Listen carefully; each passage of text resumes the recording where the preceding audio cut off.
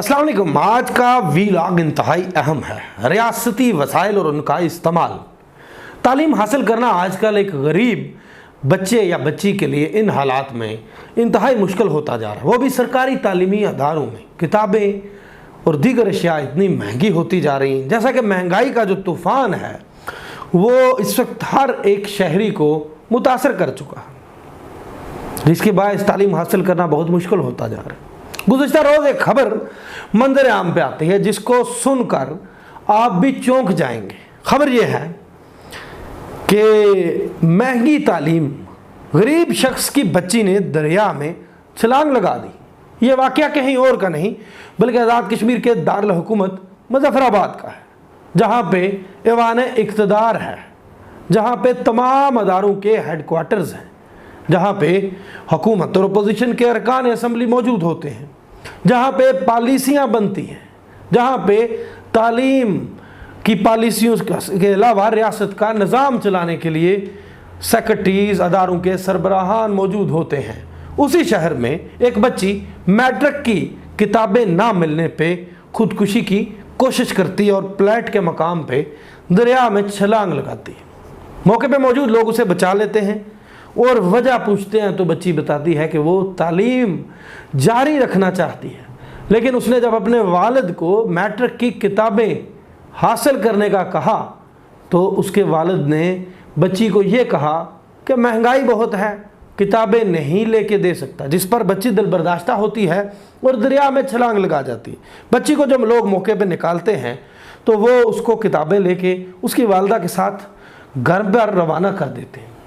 बज़ाहिर ये एक जो अटैम्प्ट है ख़ुदकुशी की एक कमसन बच्ची की तरफ से, लेकिन अगर इस पर तवज्जो दी जाए तो ये बहुत बड़ा सानेहा है कि जिस रियासत के अंदर वसाइल और पता नहीं क्या क्या बातें की जाती हैं, उस रियासत में मैट्रिक की किताबें हासिल करने के लिए बच्ची को दरिया में छलांग लगानी पड़ गई। जिस रियासत के हुक्मरान ये दावे करते नहीं थकते कि वो तमीर और तरक्की का इनकलाब बर्पा कर देंगे, उस रियासत में मैट्रिक की किताबें हासिल करने के लिए एक बच्ची दरिया में छलांग लगा देती है। जिस रियासत में ब्यूरोक्रेसी, वुज़रा और हुकूमती अरकान और जो पॉलिसी मेकर्स हैं वो अयाशियाँ करने में मगन हों, उस रियासत में एक गरीब मजदूर के पास इतने पैसे नहीं कि वो अपनी एक बच्ची को मैट्रिक तक की किताबें लेके देने की शक्कत रखता हो। इस पर सोचना होगा कि रियासत जा कहाँ रही है। थोड़ी सी मज़ीद तफसील इस पर बयान करूँगा कि जैसा कि आप आज़ाद कश्मीर के वुज़रा को देख लीजिए, वुज़रा के पास महंगी फार्चूनर गाड़ियाँ हैं और उनकी रहायशों पे भी दो दो तीन तीन सरकारी गाड़ियाँ इस्तेमाल होती हैं। इसी तरह जो महकमों के सेक्रेटरी साहिबान हैं उनके पास घरों में भी दो दो गाड़ियाँ और दफ्तरों में भी गाड़ियाँ इस्तेमाल होती हैं, कीमती गाड़ियाँ इस्तेमाल होती हैं। हालांकि उन्हें 1800 सीसी अलाउ हैं, कोई पूछने वाला नहीं रियासती वसाइल को, तो ये लोग नोच नोच कर खा रहे हैं जिनसे सवाल करने वाला भी कोई नहीं कि आखिर आप लोग जो चीज़ें आपको अलाउ हैं वो क्यों इस्तेमाल नहीं करते और एक दूसरे का तहफ़्फ़ुज़ करने में आप लोग क्यों मगन हैं। दूसरी बड़ी खबर इसी रियासत की इन दिनों की है कि इस रियासत में सदर, वज़ीर आज़म, वुज़रा और मेंबरान असम्बली की तनख्वाहों और मरात में इजाफे का एक बिल इन दिनों में असम्बली में पेश है। नए बजट बिल के मुताबिक सदर रियासत सालाना 60 लाख, वज़ीर आज़म 54 लाख, स्पीकर 42 लाख, हुकूमत वुज़रा हुकूमत फ़ी का 26 लाख 40 हज़ार, जबकि अरकान असम्बली 18 लाख सालाना में इस गरीब रियासत को पड़ेंगे। ये सिर्फ तनख्वाहों की बात कर रहा हूँ, इसके अलावा TADA और दीगर जो अलाउंसेस हैं वो अलग से होते हैं।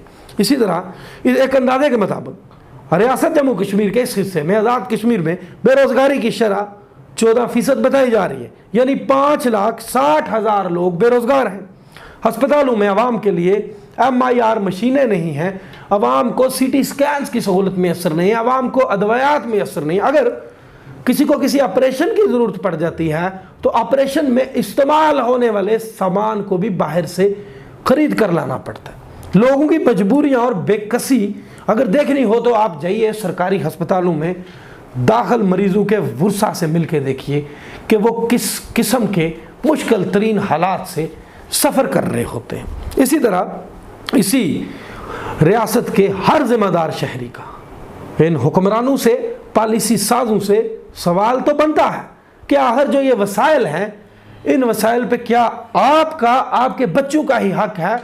गरीब अफराद और मतवस्त अफराद के लिए पॉलिसी कौन बनाएगा? रियासत के बच्चे आज जो तालीम से फ्री होकर मुख्तलिफ ममालिक के वीज़े क्यों तलाश कर रहे हैं, कराची से पेशावर तक काम करने पर क्यों मजबूर हैं? ये सवाल तो बनता है कि आप आखिर कब एक काम शहरी के लिए काम करेंगे, उसकी ज़िंदगी को आसान बनाने के लिए इक़दाम उठाएंगे। क्या रियासत के तमाम तर जो वसाइल हैं, 40 लाख की इस रियासत में, उन तमाम तर वसाइल से इस्तिफ़ादा क्या ये 1-2% ही हासिल करेंगे? आम शख्स तक ये समरात इनके नहीं पहुंच पाएंगे। सवाल तो बनता है। इसी के साथ मुझे दीजिए इजाज़त। अल्लाह हाफ़िज़।